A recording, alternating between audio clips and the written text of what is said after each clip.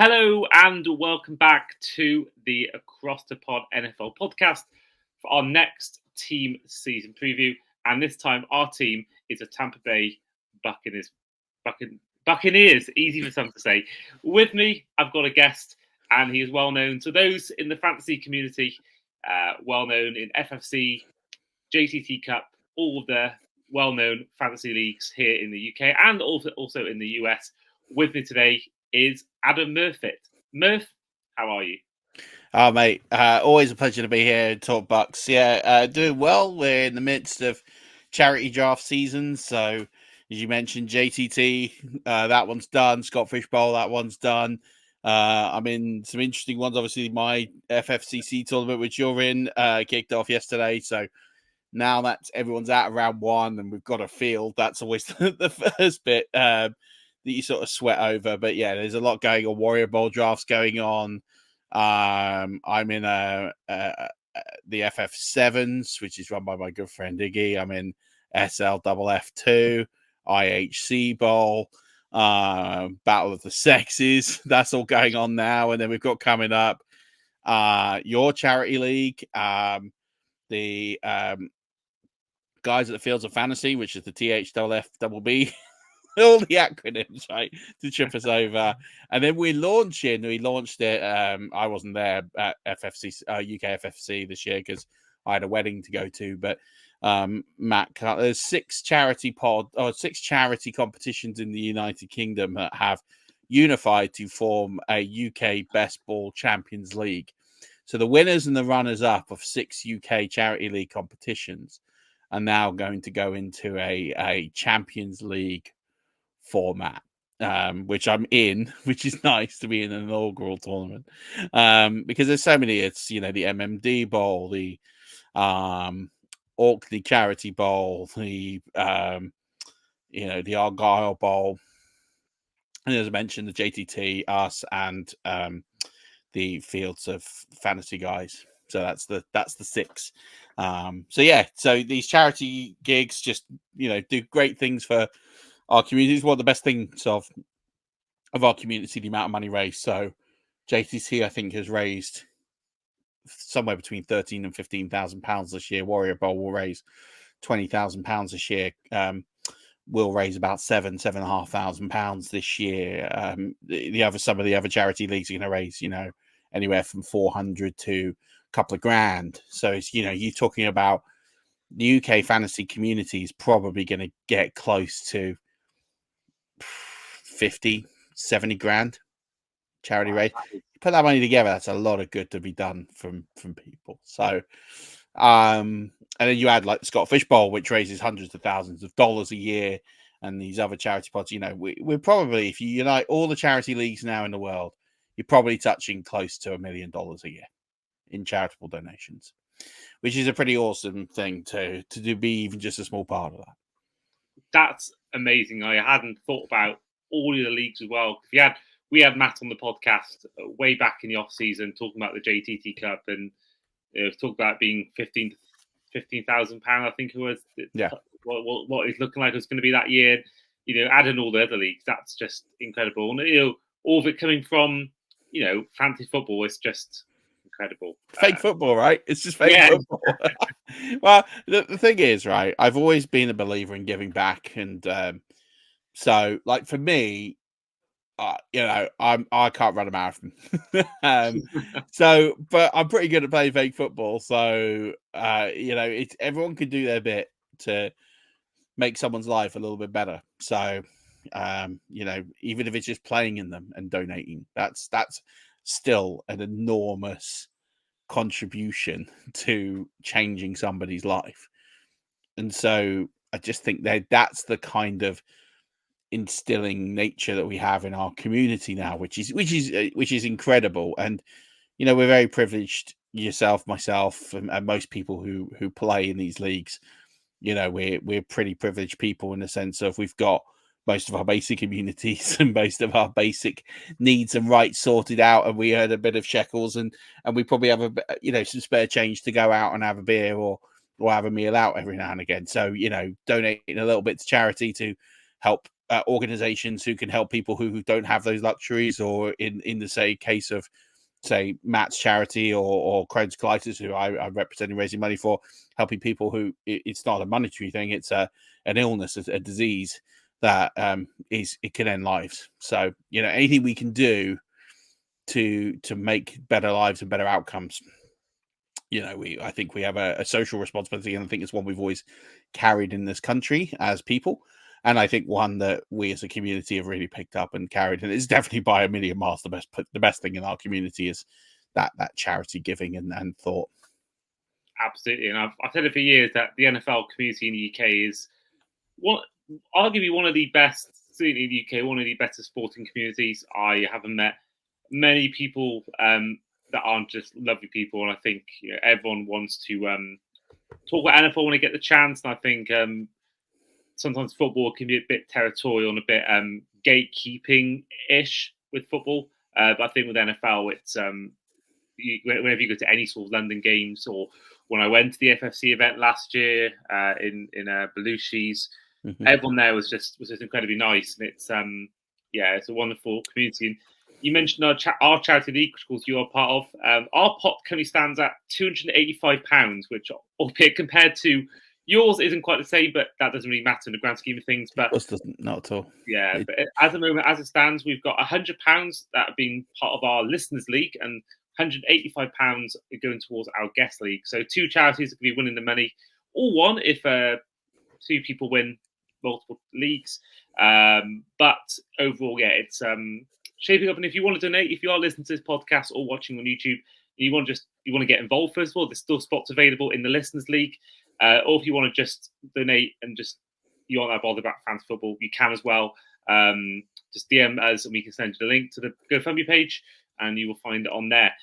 But we'll move on to what we are here to talk about today, which is the Tampa Bay Buccaneers. Now, we're due to have Dan Hughes on, who came on for the preview 2 years ago.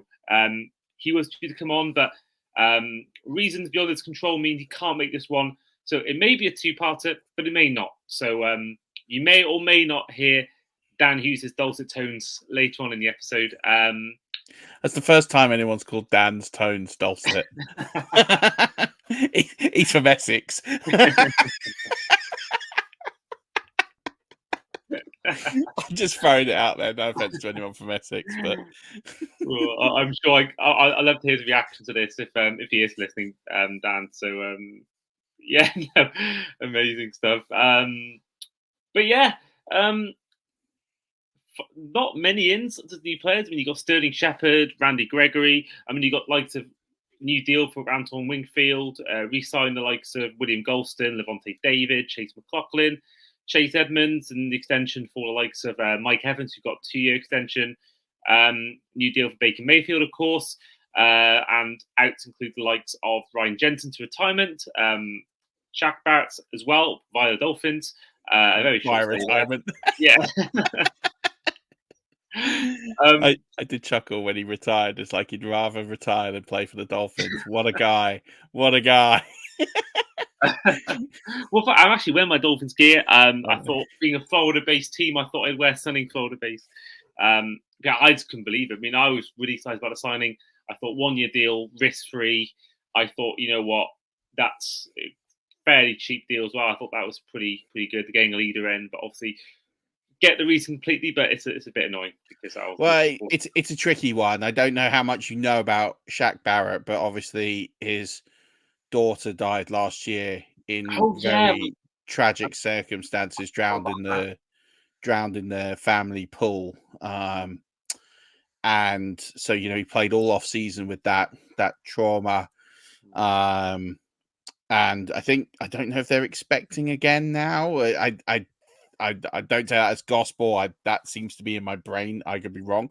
But yeah, obviously the reason he picked the Dolphins was he didn't really want to move. He didn't really want to leave the Bucs. It was a bit of a difficult situation. The cap room to efficiency. Guys had to get paid. Evans had to get paid. Baker had to get paid. And unfortunately, when that happens, the Buccaneers went all in a couple of years ago. And they had to pay the credit card, which is why last year And if you listened to me on last year's show, I was pretty pessimistic on the chances of the Buccaneers. Was because we had to pay the credit card. We had to we didn't do what the Saints did and roll this fake cap over every year and basically one day just gain a load of interest and then stifle ourselves. It was like, nope, Super Bowl window's over.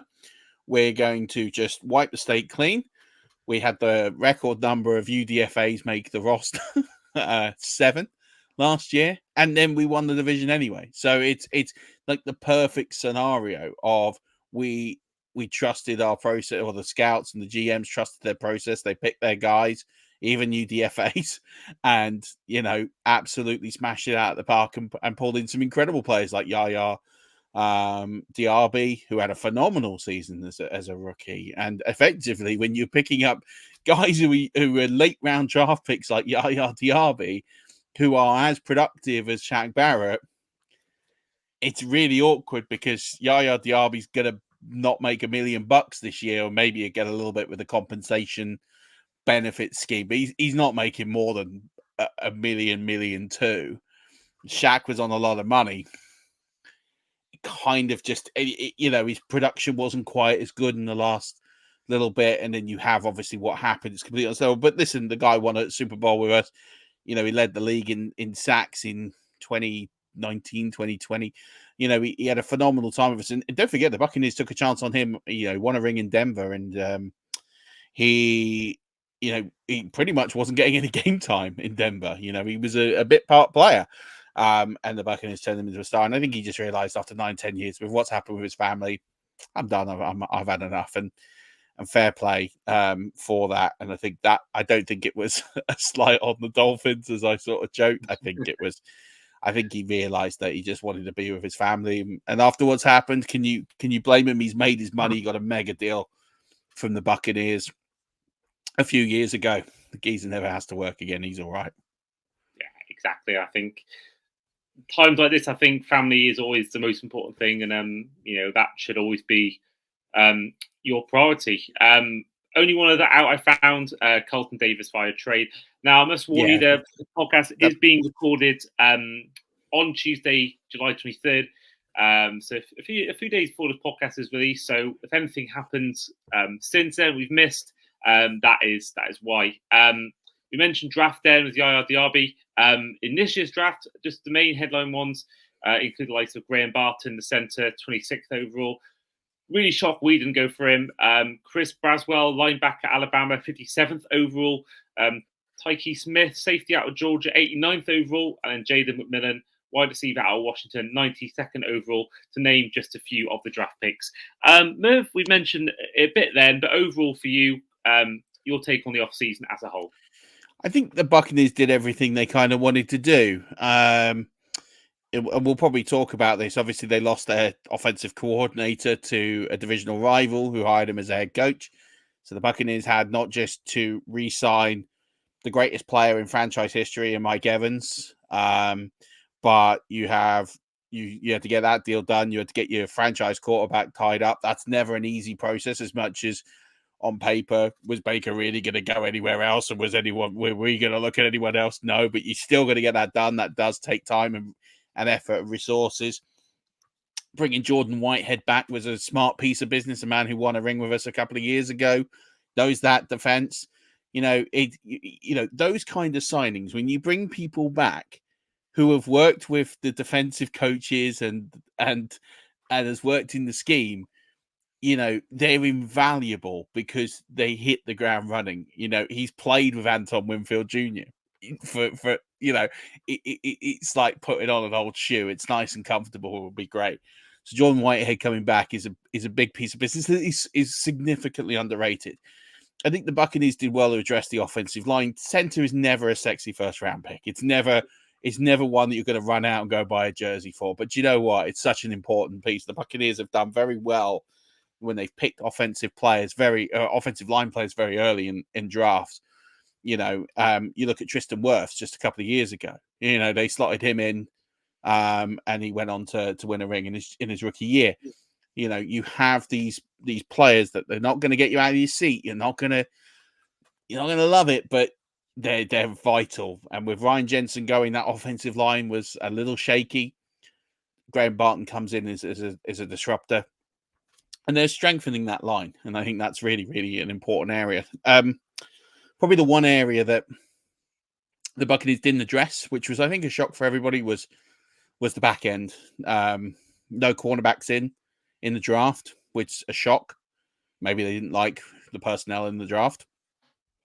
But considering they let Carlton Davis go on the eve of the draft for a draft pick and then not draft a replacement, it's a very scary back end, to say the least. I quite like Jamal Dean, but for him to be the most experienced cornerback, I think he's a good 2. I don't think he's an alpha corner.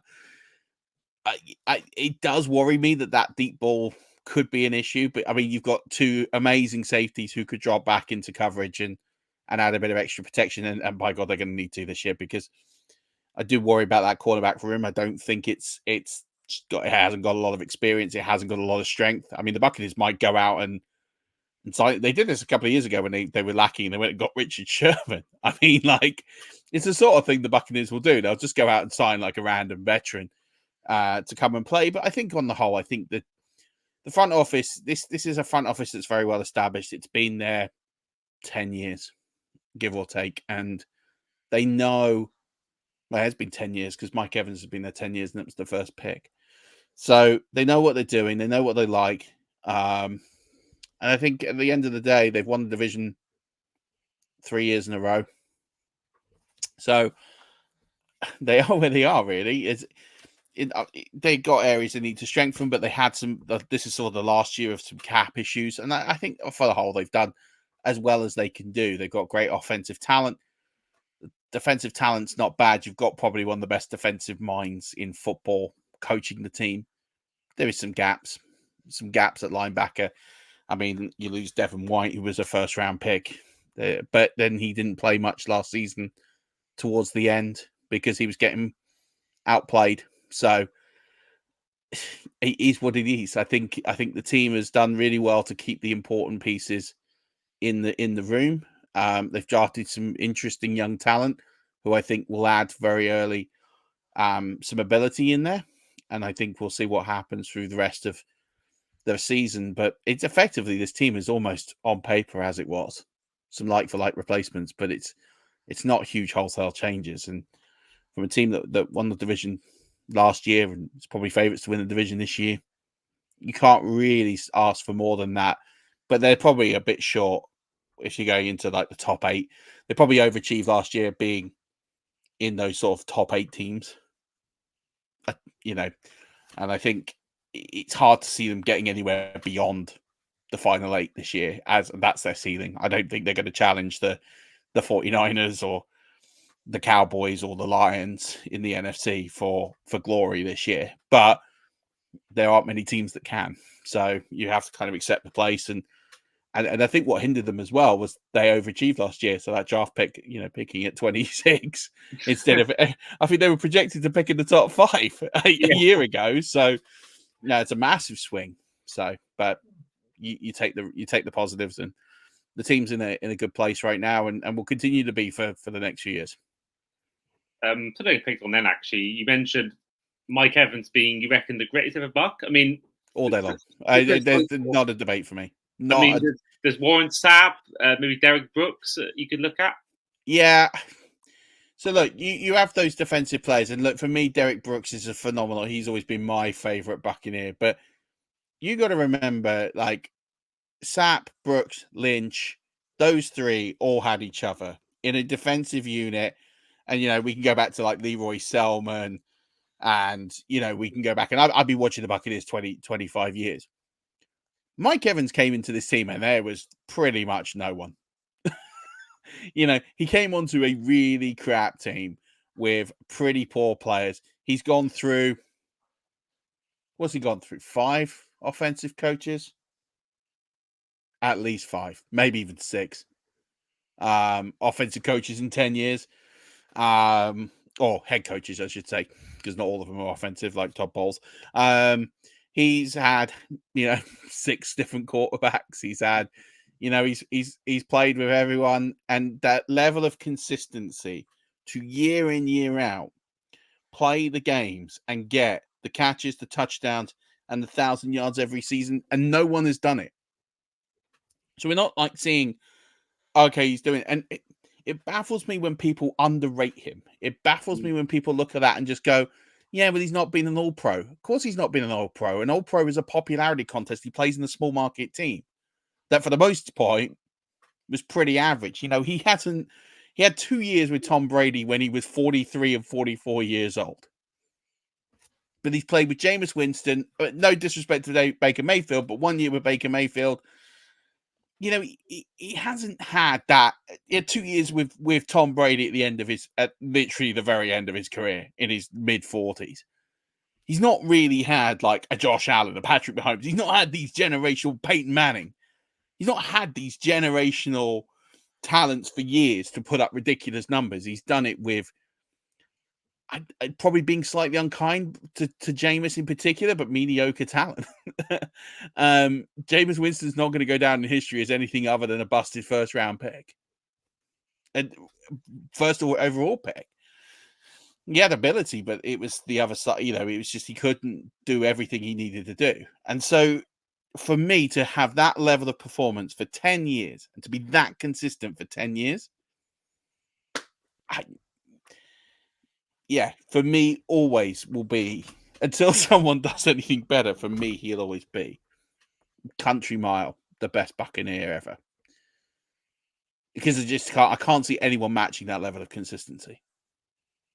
No, I get that completely. I think on paper the best player is Tom Brady, but he was there a very short amount of time. You can't really call him the greatest Buck. I think he's the greatest player of all time, but I don't think all day long, yeah. But he'll go in the Ring of Honor, like fair play, he won a ring. Like you can't knock Tom Brady go in the ring for what he did for a couple of years with the Tampa Bay Buccaneers.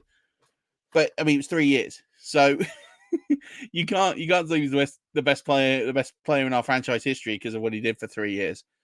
So I look at it and I just go, okay, look, for me, it's got to be Mike Evans. Mike Evans is going to be a first ballot Hall of Famer, and you know, he could realistically finish top 10 career in yards, top 10 career. You know, he's the Buccaneers all-time leading touchdown scorer, Buccaneers all-time receiving yard. Mind you, Chris Godwin's number 2. He's currently on the roster. You know, it's a heck of a 1-2 punch. But yeah, I just think for me, Mike Evans is. It's even the intangibles. It's the personality. It's the likability, the charity work. It's everything he does. If Mike Evans played in New York, or he played in Miami, or he played in a big market, he would be talked about very differently. He plays for Tampa. It's the same with Lavonte David. Lavonte David's one of the best linebackers we've seen in the last 25 years in the NFL, but gets no respect because most of his career was not on television because no one cared about the Buccaneers because they weren't making playoffs, they weren't winning a lot of games. So it's a tough one to sort of say, but you know, Lavonte David's another one who I think will go to the Hall of Fame.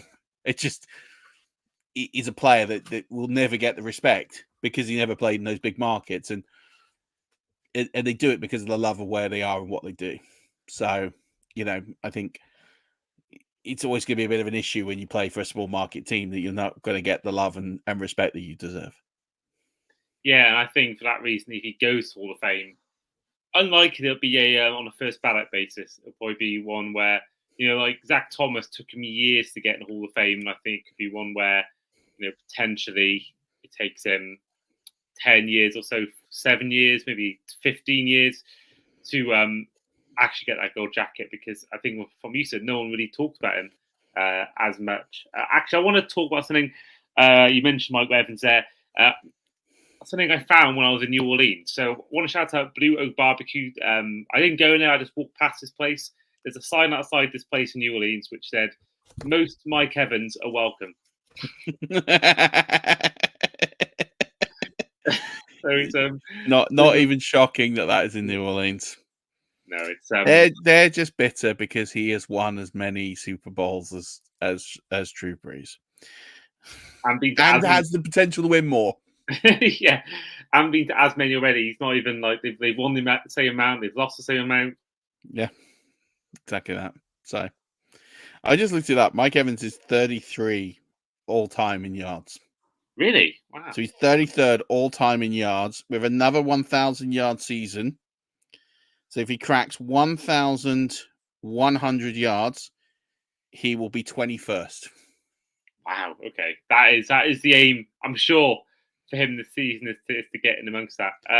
Yeah, if he gets 1,300 yards, he passes Jason Witten. 1,400 yards he needs, or 13 and change, to pass Jason Witten to be 20 all time. Okay, that's the benchmark he needs to get into that top 20. Now, we mentioned Baker Mayfield before. Of course, a year ago when he came on, you weren't like a lot of people weren't that high on him coming in. Only signed a 1 year, $4 million deal for a reason. And he completely exceeded expectations. Signed a new deal as a result. Took you obviously almost winning that game in Detroit in the divisional round. But a big part of that people are talking about is Dave Canales, who was the OC at the Buccaneers last season. As you mentioned earlier on, he is now, and as we mentioned in our Panthers season preview, do check it out if you haven't already. That is actually out today at time of recording, so a few days before this is released. He's now gone. He's now the Panthers head coach. With how sort of he excelled at improving Geno Smith's game and how it stagnated without him, and how Baker Mayfield's career was the year or two before he moved to the Buccaneers. Does that worry you in terms of Baker? He's had these years in Cleveland. He had a great rookie year, sophomore slump, great third year, difficult fourth year. So does that worry you in terms of Baker Mayfield that he had a great year, got a new deal, but that was his performances probably were down to the fact that he was almost playing with no fear because no one really was backing him. Does that worry you with Canales now gone that Baker could regress to what we saw maybe in his last year at Cleveland, for example? No. I actually think the leaving of Dave Canales is nothing but a really good thing for Baker Mayfield and the Tampa Bay Buccaneers. Okay. Tell me more. And I'm not anti Dave Canales, right? Like Dave Canales he obviously is a very competent person. He did a very, very good job. He gets, I think, a lot of credit, which I think is probably slightly, dare I say it, blessed. Dave Canales ran probably the most simple offensive scheme I've ever seen. Right? So you look at the Buccaneers, okay? So you look at the Buccaneers in 2022. So the Buccaneers in 2022, Byron Leftwich, who I couldn't wait to leave. I couldn't wait to leave. Like, yes, I know he won a Super Bowl, but did he really win a Super Bowl? Like, let's be honest, he was the guy who just did what Daddy, i.e. Bruce Arians, told him. And then Bruce Arians left, and it was like, oh, I actually don't know what to do. And he was awful. He was absolutely dreadful. And basically, this was the Buccaneers offense under Byron Leftwich. It's give the ball to Tom. Tom will do whatever the heck he wants, and that'll be the end of it. Tom Brady in his final season, right? And keep in mind that he was 43, nearly 44 at the time. He threw 733 passes. Wow. I didn't realize there was that many. 733 passes he threw in his final season. Jesus, that got the most in the league that year, right? Oh, by a country mile. So he literally, all it was, hey, Tom, throw the ball. Hey, Tom, throw the ball. Hey, Tom. And that was it. Like, you don't get any credit as an offensive guy to have Tom Brady and go, oh, just throw the ball. You just do what you want, Tom. Like, I'll just sit here and, like, read a paper on the sideline. Because that's all he was doing. Abandon the run and let Tom Brady pass the ball. So, but even then, he was more varied than Dave Canales.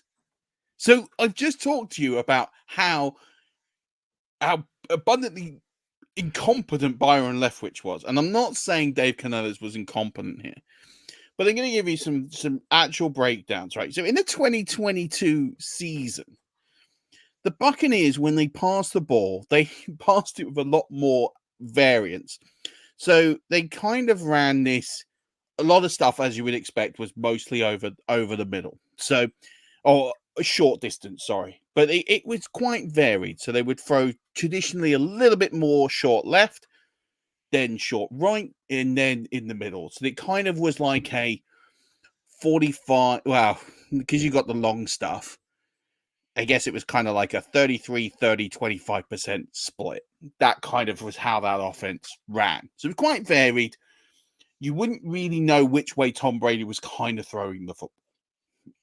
That was what we're going to do. And then when it came to running the football, they did run it very, very differently. The majority of the stuff went up the gut, but they used to go to the right guard, the left guard in equal measure, pretty much, give or take 5 or 10 plays.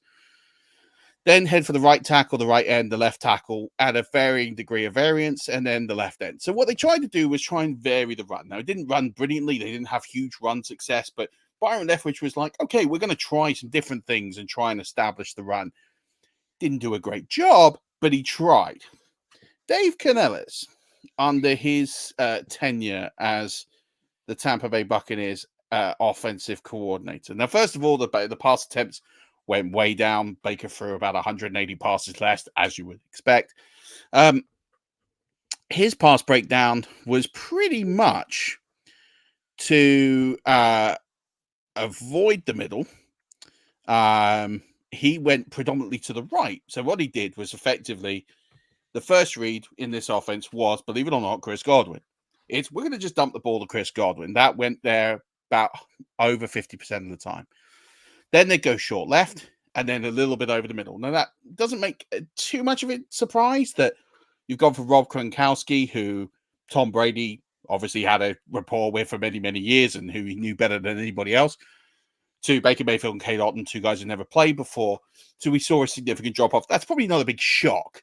But effectively, what is staggering is the lack of variance. It was very much like, we're going to throw the ball short right. That's the go-to. If that doesn't work, the next read is short left. And if that doesn't work, we'll go through the middle. Very, very predictable.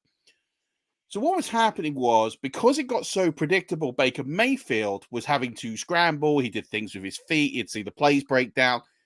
Baker Mayfield showed a lot of toughness. Now, the two things I was very critical of him a year ago was his mental capacity to be a leader and his physical toughness. And he proved me wrong on both counts. So I don't claim to be the oracle who knows everything. But his attitude and the way that his teammates talk about him, and then the fact that he stood up and he took some hits for the team, that's going to earn you a lot of credibility. He did that very well. What he was very good at doing was scrambling for first downs when plays broke down, and a lot of it was because of the predictability of the Canales offense. When we look at the rushing ability of this team, so in 2022, the rush direction, as I told you, was kind of all over the map. They did a bit of everything. It predominantly went through the center, but they did try other things. Dave Canales was like, scrub everything else. They ran the ball nearly 80% of the time up the gut. Now, I'm not being funny. I can scheme that. Hey, Richard, run up the middle. Right, I can do that. Which, one's not complicated, but two, also stupid, because they didn't have a center last year. Because Ryan Jensen was injured and then retired. So this year, that would make more of a strategy, because you've invested in Graham Barton. You've actually got a bona fide center rather than a hodgepodge kind of calamity, what was going on last year. And that's my issue, is he didn't do anything revolutionary. Listen, he made it very, very simple.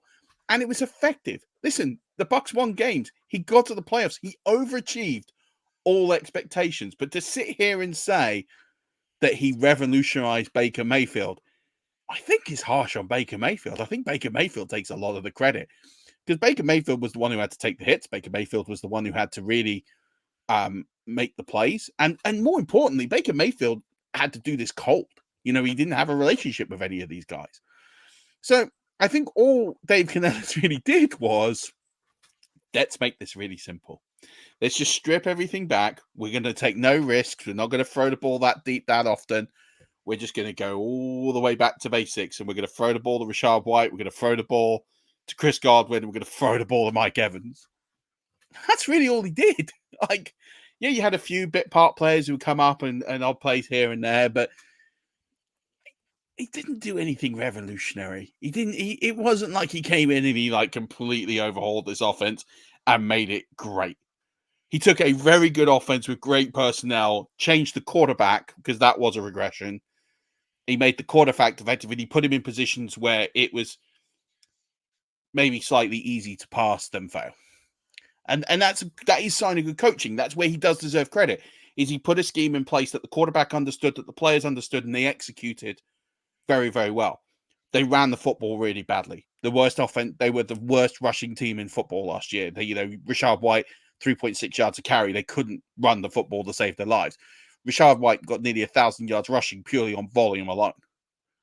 And everyone's like, well, Rashad White's not that good. Well, no, because Rashad White is probably a pretty decent running back, but we don't know because all Rashad White was told to do was run up the gut.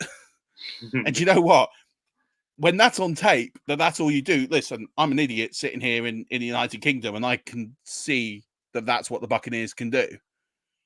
So you're telling me that scouts in the NFL haven't worked out that how Rashad White and Dave Canales are going to run the football? It's not hard to see. It's not hard to analyze. And so, that's why I'm not worried about the long answer is I'm not worried about Dave Canales going. Like, he can go to Carolina and like he goes with good wishes. Like, he had a good season, but I'm not crying about it. I didn't cry about it when he left. I'm not that bothered. I didn't think the scheme was innovative. I don't think it's anything that I'm particularly gonna miss. And I'm really excited for Liam Cohen. Liam Cohen's worked with Baker Mayfield. He worked with him at LA. So he knows Baker Mayfield. He coached one of the best sort of mid-range slot guys ever seen in the NFL in Cooper Kupp. Oh, well, he's going to put Chris Godwin right there. I'm not saying Chris Godwin is Cooper Kupp, but he's going to unlock Chris Godwin. Chris Godwin was locked up in this sort of territorial purgatory where he wasn't really allowed to be himself. He was kind of locked into doing really simple dump-off stuff. He scored 2 touchdowns last year. This is Chris Godwin. He's a former All-Pro. And you're having him basically run like high school routes. It's not genius to sit there and just chuck 80, 90 passes at Chris Godwin. Liam Cohen will unlock Chris Godwin. The person who will suffer with the Liam Cohen sort of maneuver is Mike Evans. Mike Evans is not going to get 1,400 yards this year. It will be more evenly distributed. And Chris Godwin will be more explosive and have more explosive plays. And Liam Cohen will work out a way to get the run offense better. You'll probably see slightly less passing from Baker Mayfield this year. That's not a bad thing. But I think you'll see a far more dynamic offense. I'm really excited for Liam Cohen. Liam Cohen is got pedigree. He did a great job at the Rams for 1 year. He went to Kentucky. He set. So his offenses have the 2 most successful offensive seasons in Kentucky history. Wow. The guy knows how to score points. He's like Arians. He knows how to score points. And he's a good offensive mind, and he's worked with Baker, and he knows how to get the best out of these players. So, I'm far more excited for Liam Cohen than I was for Dave Canales a year ago. And I just seen what Liam Cohen can do, even in a short space of time at the NFL level, and I think he's going to be a very, very, very good addition to this roster. And I tell you who's more pumped than me is Baker Mayfield. Baker Mayfield, when you see those two, he looks so happy. It's like all his prayers were answered. I didn't realize that about Liam Cohen. Do you think as well with, you talk about before about no one really talks about like Levante David enough because he's not in a big market town. Do you think that maybe myself and others are guilty of, we don't watch the Bucs week in, week out, and therefore they're not on national TV a lot, apart from maybe the playoff games. So you're not seeing Canales' Canales' coaching every week, and therefore all you're seeing is wins and losses, Baker Mayfield stats, whereas yourselves and other Buc fans, you're going to be seeing it week in, week out, and therefore, we 100%. I think what is happening is you're stitching a story with points in time, with no context in the middle, and you can but the NFL does this everywhere, right? It's about the story, and it's a nice story. Dave Canales saves the career of Geno Smith. He comes to Tampa. He saves the career of Baker Mayfield. It's a lovely story. It's one we've had before with Bruce Arians. It's a nice story. It sounds nice and it feels good. but I'm not sure how true that is. Like, everyone's talking about Geno Smith regressed when Dave Canales left. Did he regress last year? I don't think he did. I don't think he was. It may be a small part. I don't think he was much worse. And he was getting used to a new offensive coordinator, a new system. Baker Mayfield's a former number 1 overall pick. I think his biggest problem in Cleveland is he had 3 coaches in 4 years. Mm. And it's the same with the Jameis Winston thing. At the end of the day, you've got to have some consistency. How many coaches is I want to know, and I don't even know this. Baker Mayfield's probably gone through 6 or 7 head coaches and 6 or 7 different offensive coordinators. Yeah, he's had Hugh Jackson, 3 or 4 at the Browns. Hugh Jackson. Who's the guy who did the Bounty Gate? Greg. Not Greg Wallace. I was thinking Greg Wallace then. It's not Greg Wallace. It's Greg. It's escaping, but I know he mean. Yeah, he was at him. Freddie Kitchens. You had Kevin Stefanski.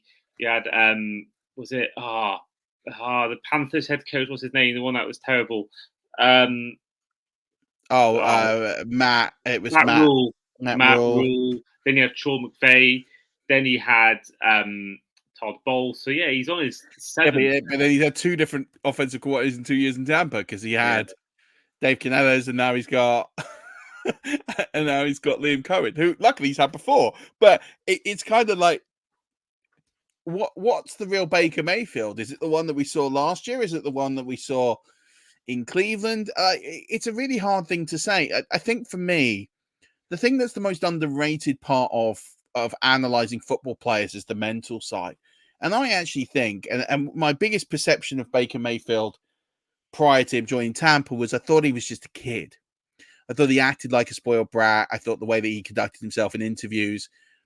And I think he realized that actually he probably was acting like a kid. But he's a dad now. He's married. He has responsibilities. The Baker I see in Tampa, and it's not biased, I just see a very, very different Baker.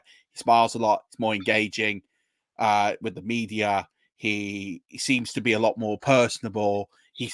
But if you ever speak to, and I spoke to a Cleveland, like I know quite a few guys sort of on the inside at Cleveland, and they say to me that the teammates loved Baker Mayfield. Like his teammates loved him.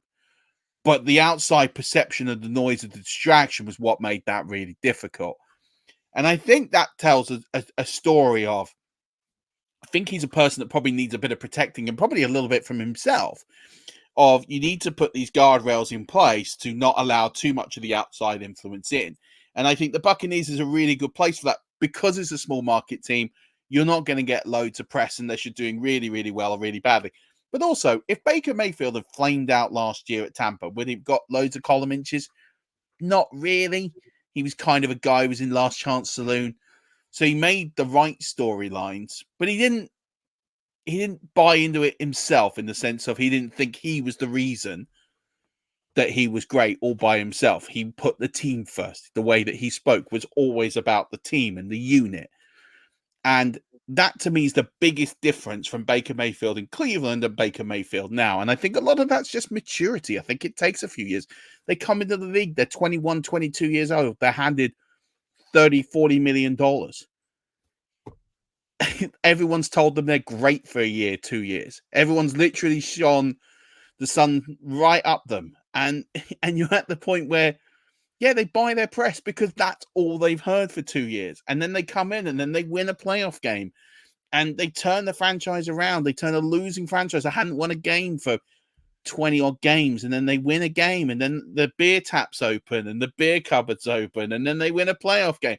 And then all of a sudden, all of that kind of spot is like, there is going to be a failure here because it's so much. The rest, like the pressure on Baker Mayfield going to Cleveland, I hate to imagine what that would have been like.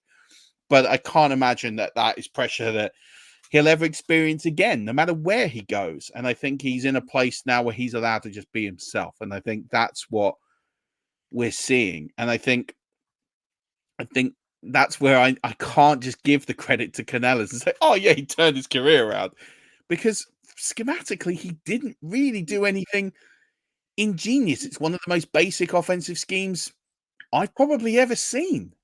But credit on him, because the easier the scheme, the harder it is to execute in some regards, because everyone knows what you're going to do. And so to execute and win games with a really basic scheme, it's ballsy, but if you pull it off, like, fair play to you. Like, you do earn some credit, and that's why I'm not trying to be too negative. It sounds like I've been really negative on Canales. I'm just trying to say that he didn't do anything revolutionary here. All he did was strip it back and made it really basic, and it worked. And, like, fair play to him, and he's got a head coaching gig out of it. And to be honest, it's probably what he needs to do with Bryce Young. He needs to strip it all back, really go back to basics, and let them just play. And that is a good thing. And they made a decent appointment on those grounds and basics. But what I want to see from Canales in the next 3 years is how he evolves from that, because we've never seen it. We've never seen what he does. He was a couple of years as a quarterbacks coach, 1 year as an OC, and now he's a head coach. So now he's got to put this plan of, okay, you strip it back. What's next? Because that's not going to work for 5 years. That works for 1. You get 1 year of that. Then what do you do? Yeah, that is very true. That's a good way of looking at it. And, you know, I myself have mentioned a lot of times before that I am a huge Baker Mayfield supporter, and I've loved seeing him get back to being good again last season. We will move on now to the other side of the ball on the defense. Now, you know, last season you were the top 4 for most passing yards allowed, but also the 5th least rushing yards allowed as well. So very different fortunes when it comes to the Buccaneers defense.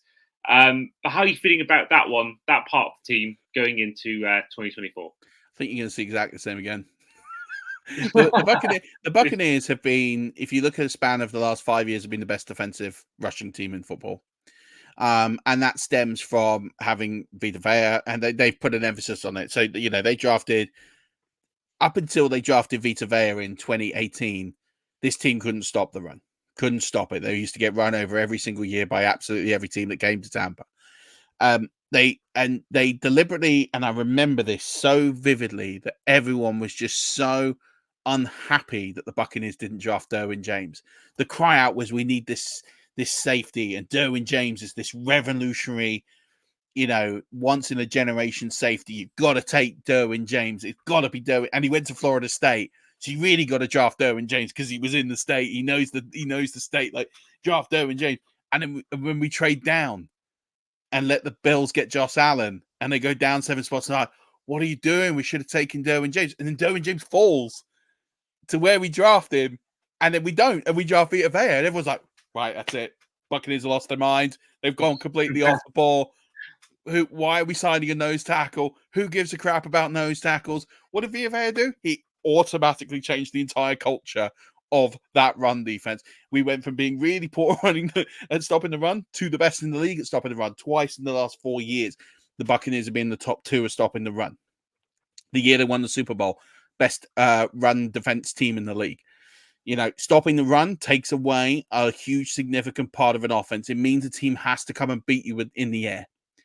And if you've got good athletic linebackers and you can bring pass rush, that brings you opportunities for turnovers, which is what the Buccaneers have been very good under, especially since Todd Bowles has been in Tampa, first as a defensive coordinator and then as head coach. So what they're doing is they're stopping the run to generate turnovers, to get better field position, to win games. And it works. Unfortunately, yes, they give up a big play or 2 or 5 or 10, and they do, and they are susceptible to it. And I'd say this at the start of the show, there's no real cover at corner, so they will give up big touchdowns. You know, they will give up big touchdowns this year. Will they finish bottom 5 in passing again? Probably. I can't see how they won't. But you've also got, it's a bit of a flawed stat in the sense of teams know they can't run the ball on Tampa, so they have to pass the ball. If you look at the number of rushing attempts allowed, the Buccaneers are always up there in the top 3 of the category, because teams understand they can't beat Vita Vea and then they can't beat Kalaji Kansi. You just can't beat those 2 on the ground. CMC struggles. CMC got out of the division because he just couldn't cope. Like, They locked him up time and time and time again. He didn't have the most productive game. Alvin Kamara, he's had a couple of games, but not that many. The bottom line is they do know how to really wrap up running backs. And so what happens is the teams almost concede the run. They just go, okay, we're just going to have to throw the ball 40 times. And you'll get a game like CJ Stroud did last year where he absolutely tore him to shreds. I think he threw for 480 yards. He did. He torched them. But that was a high-end shootout. They won it in the final 20 seconds of the game. Like, that's what you have to do. You have to put up 30 points to beat Tampa, and you're going to have to do it in the air. Now, if you've got the weapons to do that, like if you're the Dolphins or the Vikings or the Chiefs, then you can do that. Like, you have the weapons to do that, and you'll take advantage. And it's ultimately why the Buccaneers won't win a Super Bowl, because the teams that are very deep in this tournament, when you're getting into the final echelons of the playoffs, they can pass any team off the path. They can put big yards up, and they can exploit those weaknesses because there's no bad teams. And that will be the Achilles heel of this team, especially this year. It's not going to preclude them from winning the division, and it's not going to preclude them from winning football games in the regular season. But that will be the reason they won't win a Super Bowl. Yeah, I think that I think the seeding is probably divisional round at best, and I think that again it goes down to being probably again beneficiary of a bad division, but you don't care about that. You'll get in, so that's the most important thing. But I do think ultimately, I think last season proved enough. You could get a big scalp against, albeit a team that was in really bad form, the Eagles. But then you come up against the Lions. Yeah, but they slaughtered them. It's one thing to say, they didn't have good form. 32-9 in a playoff game is quite a whooping. Yeah, and let's be honest, the Buccaneers pretty much checked out of the fourth quarter. They were like, "We got a game next week. We're just in containment mode." But for 2.5, 3 quarters, that was one of the biggest playoff beatdowns I have seen in years. I mean, since the last time we beat the Eagles in the playoffs, where that was 30-0 until the fourth. I remember that one. Yeah, was it 2021? Yeah, it was Jalen Hurts' first playoff game. Yeah, I remember. Yeah, it was, and they scored a couple of consolation touchdowns in the fourth quarter to sort of gloss the score. But it was 30-0 with a minute to go in the third quarter. Like, the game was done. The Buccaneers just thought, it's over. We've got a game next week, so let's just contain this and not throw it away. Like, ultimately, like, you don't get many playoff games like that. So it's quite a statement to go out and put the statement you did to get that far in front, regardless of who you play. So, I think you can sit there and say that they weren't a great team, the Eagles. That's fine, but any team makes the playoffs, they're an above average team. Like, to put that kind of beating on is still significant. But I do think, you're right. I think the Buccaneers showed it against the Lions. They got themselves into a hole. The Lions just knew how to surgically take them apart. And there is ways to beat this Tampa team, and there is ways to do it in the air. And it's take the yards over the middle that are given to you, and then go for a big play. And if it doesn't work, keep taking the yards that are given to you, and then you get a one-on-one matchup you really like and exploit it. And that will happen a lot more this year because their best corner, Carlton Davis, is gone, and they haven't replaced him. So, got Zion McCullum and Jamal Dean. Not really the cornerback duo of dreams, and I like them both as individuals.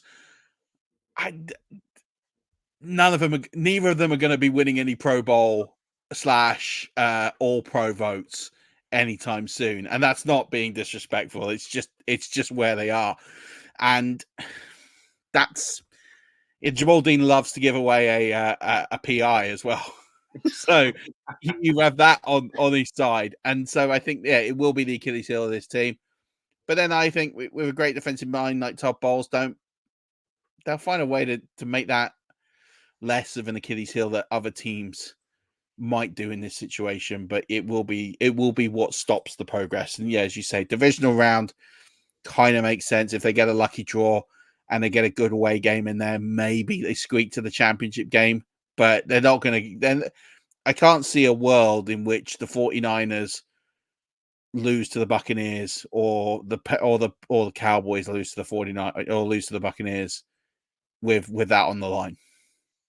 I can see the Cowboys because it's Mike McCarthy in the playoffs, but the 49ers absolutely not. Unless it's a Super Bowl, then maybe they struggle in big games. But other than that, they're pretty efficient. So we are going to head now to our final segment, which is going to be our win-loss tie section, which, if you aren't familiar by now, those listening at home, each guest predicts their team's record by going through each game and answering with a win-loss tie.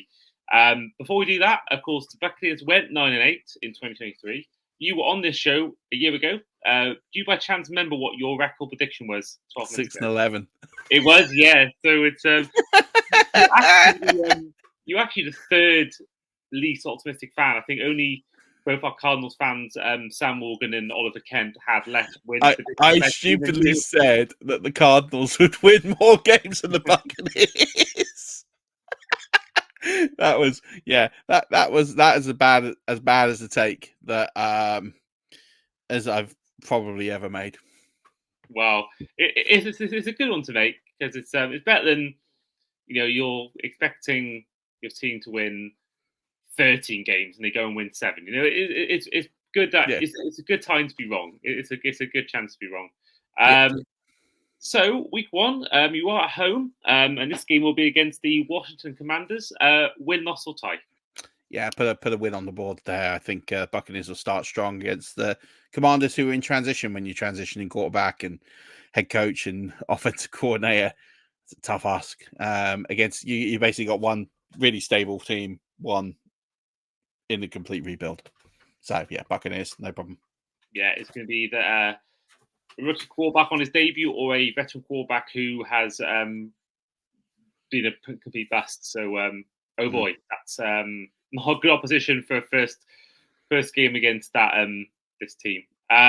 Week 2 is a rematch of that divisional round in the NFC playoffs. A road game against the Lions.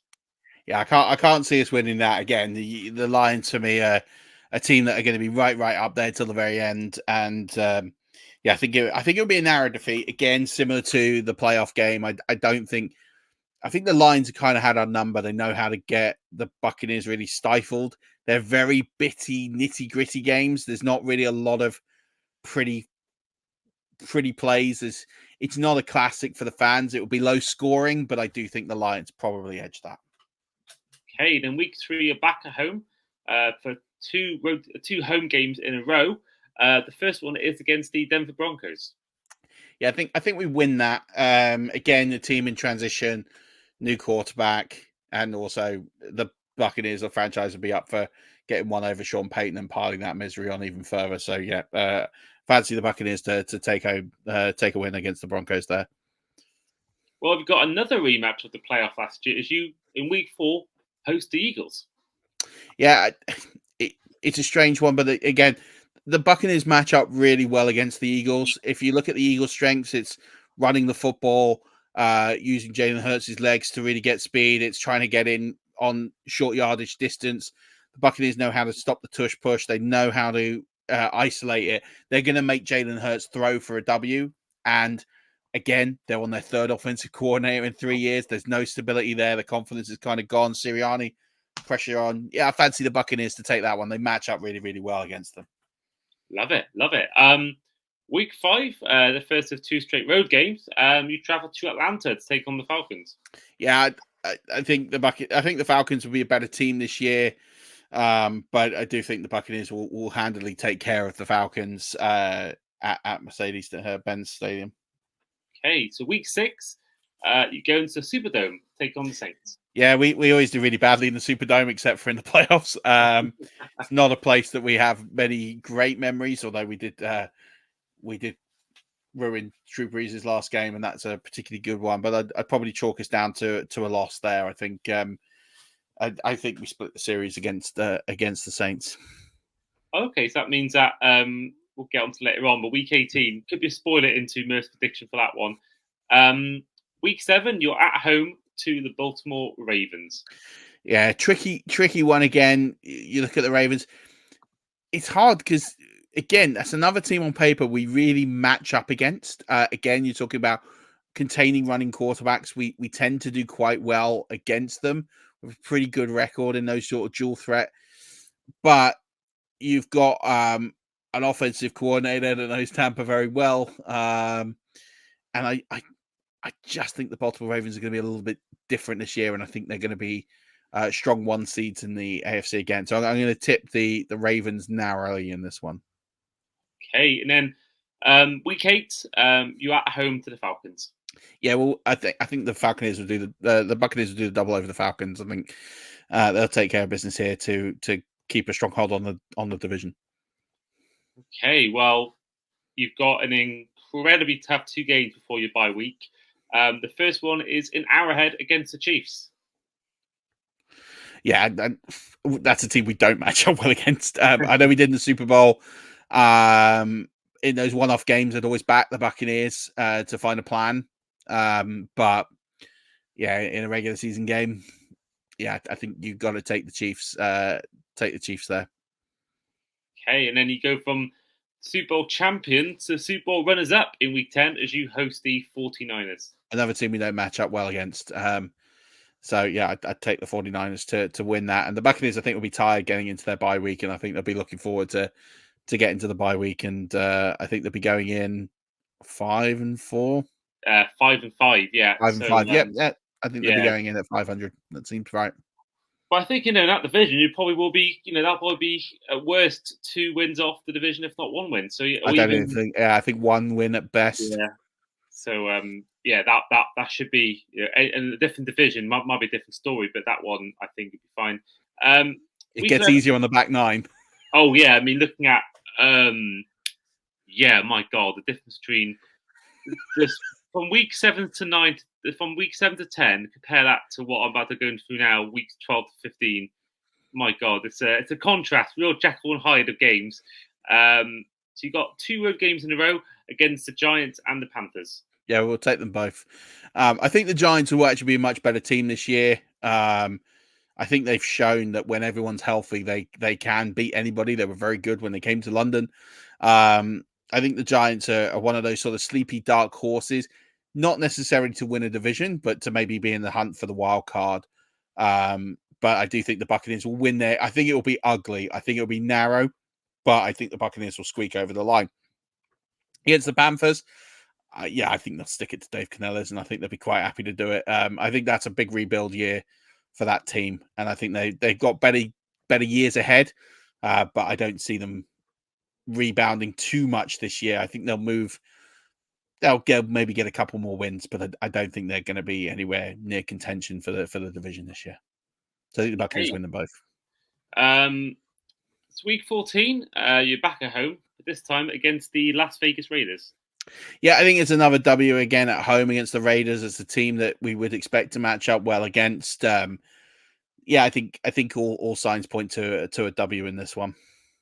It's amazing, actually, looking at your fixtures. So, from you have week 10 at home to the Niners, but then after that, you only have 1 game at home until week 17. You got and you have 2 road games against the Panthers and Giants. Then you got 1 home game, and you got 2 road games in a row. So it seems crazy to me, but it's a lot. It's miles, and especially as they've stung the Buccaneers with. So they play at home to the Raiders, and then they play away to the Chargers. So you got to go all the way to the West Coast, and then you got to go all the way to Texas. I mean, like I imagine what they'll probably do is not even bother coming back to Tampa. Yeah. But still, that's a lot of miles to cover in 10 days. They do get, at least for the Cowboys, an extra day's rest, because that is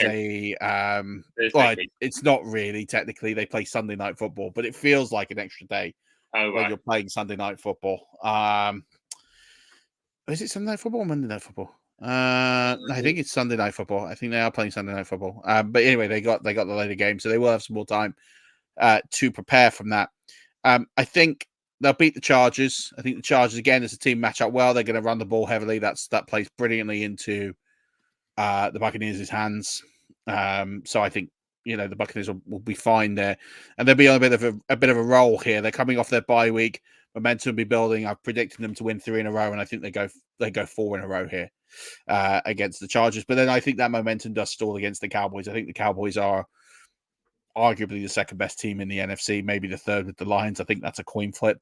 I think the Cowboys will take care of business in Arlington to win that one. So it'll stifle the momentum a little bit. It'll take the Buccaneers to 9-6, but I think the Buccaneers will be in good stead going to their homeward swing. Yep, and those ones are against the Panthers, Week 17. So Canales returns to Tampa Bay before a Week 18 clash against the Saints. Yeah, I think the Buccaneers will know that this will probably be a hat and t-shirt game if it hasn't been already. So I think they'll go into this with full momentum and will try and lock this one down. And I think they will comfortably. I don't think the Panthers will give them much of a fight this year. And you mentioned before you were going to give the win against the Saints in Week 18. So that means that you finished. But I'm going to asterisk that. Okay.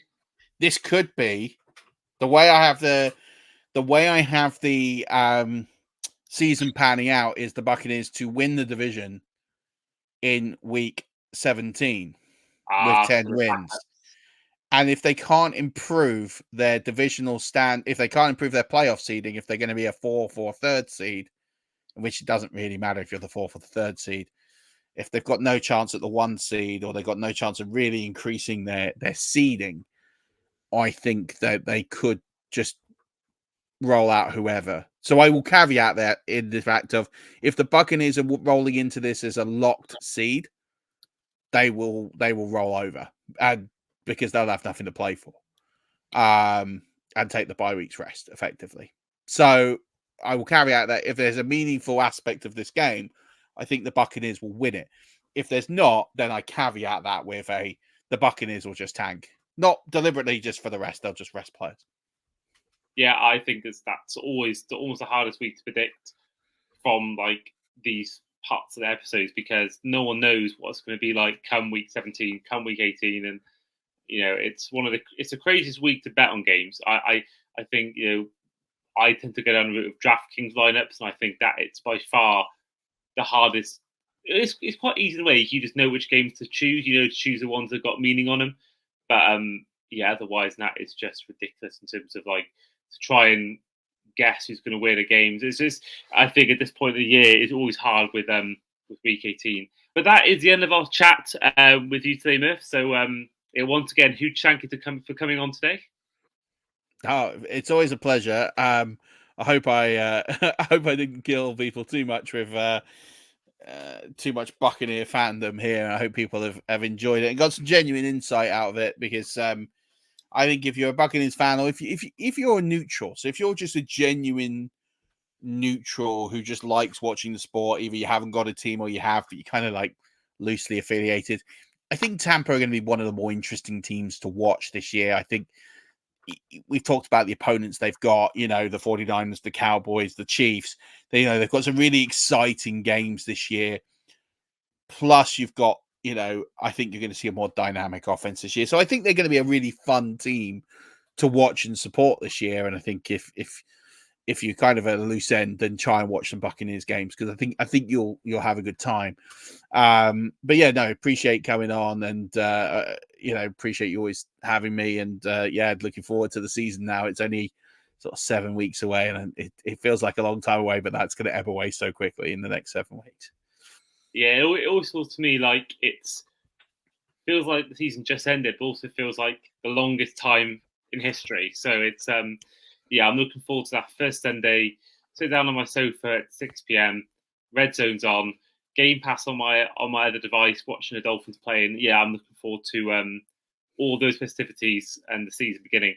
Now, I mentioned before Dan could be on, so I will end this pot now. You're either going to hear the end music of the episode, or you're going to hear Dan's voice. So we'll say goodbye to you, Murf. And of course, if you haven't followed 5 Yard Rush yet on Twitter, it is there on the visuals on the YouTube video for this episode. So do give them a follow. They do a lot of different live episodes and all different sorts of NFL and fantasy football content. So we're doing morning shows at the moment. So good morning fantasy football. So every morning, Monday, Friday, we're dropping a short podcast to get you ready for the fantasy season. It's been a lot of it's these big charity tournaments and breaking through.